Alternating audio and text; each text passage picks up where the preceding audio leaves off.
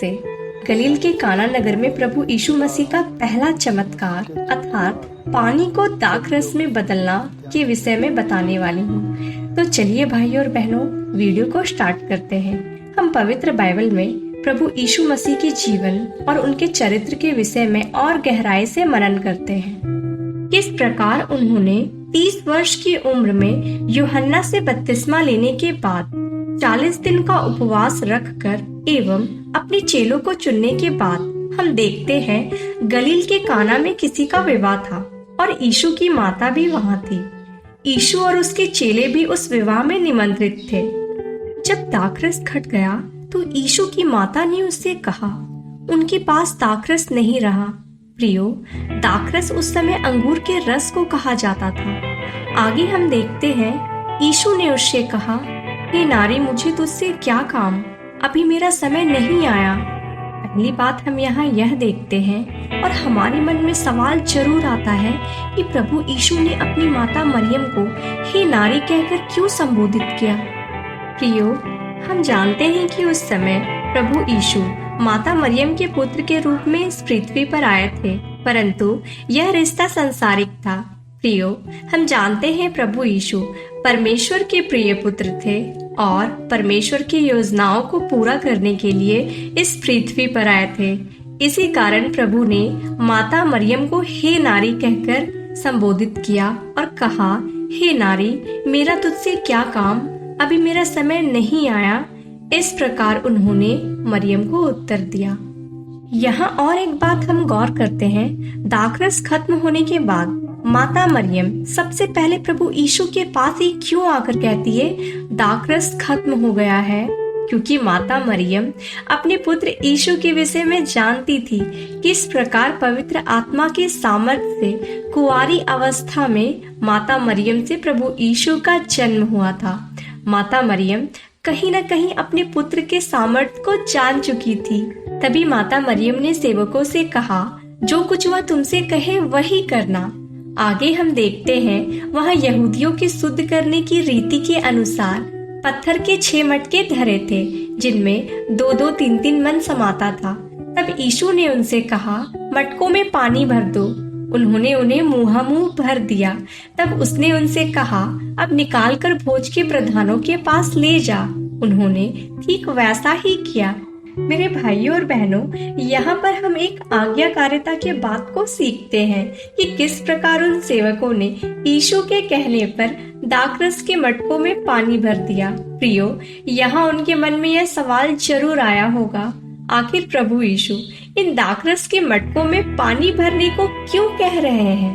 पर वे सेवक बिना सवाल उठाए प्रभु की आज्ञा का पालन करते हुए उन मटकों में चुपचाप पानी भर दिया। तो प्रियो, यहाँ हम इन बातों पर गहराई से मनन करते हैं कि जब हमारे जीवन में परमेश्वर हमें कोई आज्ञा देते हैं तो बिना सवाल उठाए एक बालक के समान उनकी आज्ञा को माने, जिस प्रकार यहाँ उन सेवकों ने किया।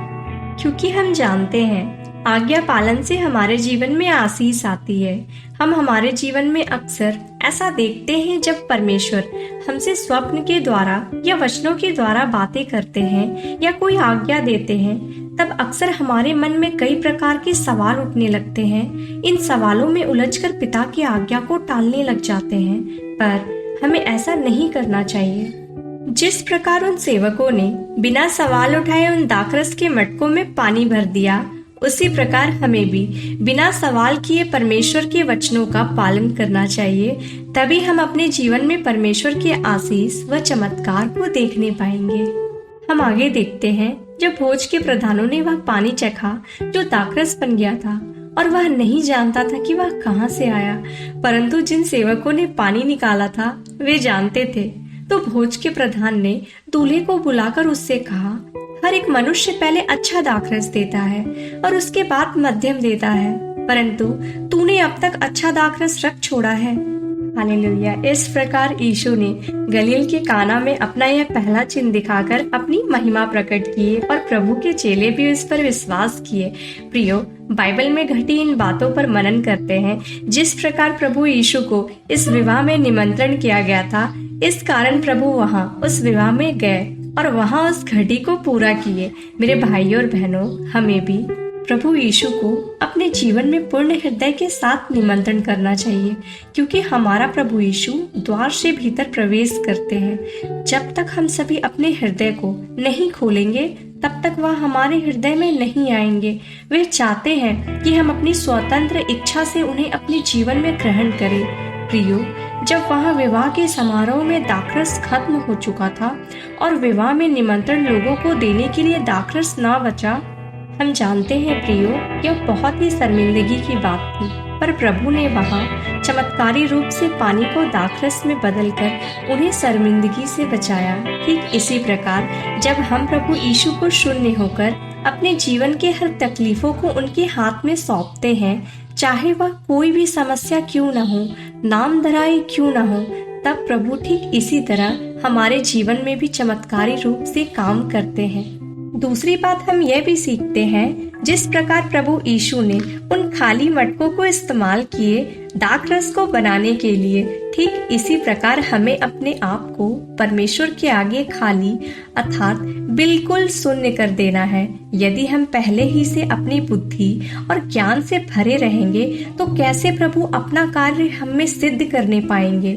सबसे पहले हमें अपने आप को खाली करने की आवश्यकता है, तभी वह हमें अपनी पवित्र आत्मा से परिपूर्ण करेंगे और परमेश्वर की योजनाएं हमारे जीवन में पूरी होंगी। प्रियो, हमें यह जानने की बहुत आवश्यकता है कि जब तक हम अपनी समझ का सहारा ना छोड़ेंगे, अपनी संसारिक बुराई, लोभ, लालच, व्यभिचार, क्रोध, बैर और साथ ही साथ अपनी चिंताओं को भी ना छोड़ेंगे, तब तक परमेश्वर हमारे जीवन में अपनी इच्छा को नहीं पूरा कर सकते। इसके लिए सबसे पहले हमें उन मटकों की तरह खाली होना आवश्यक है, ताकि वह हमारे भीतर अपनी आत्मिक जल को भरे। यहाँ हम यह भी देखते हैं, भोज के प्रधान ने दूल्हे से कहा, यह दाखरस पहले से भी अच्छा है। प्रियो, ठीक इसी तरह जब हम अपने खाली जीवन में प्रभु यीशु को जगह देते हैं तो हमारा जीवन भी पहले से अधिक अच्छा हो जाता है, जैसे दाखरस हुआ, क्योंकि प्रभु यीशु हमारे जीवन को एक नया आकार देते हैं। हमारे पुराने जीवन में अंधकार, बुराई, पाप से भरा होता है, जहाँ दुख और तकलीफ के अलावा कुछ नहीं होता है।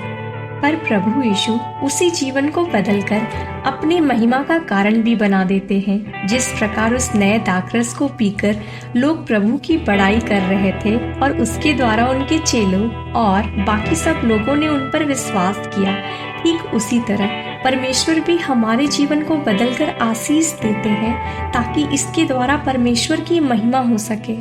मेरे भाइयों और बहनों, आशा करती हूँ काना नगर में प्रभु यीशु मसीह के पहले चमत्कार के बारे में जानकर आप सभी को जरूर समझ आया होगा, और आशा यह भी करती हूँ कि आप इन बातों को अपने जीवन में अपनाएं।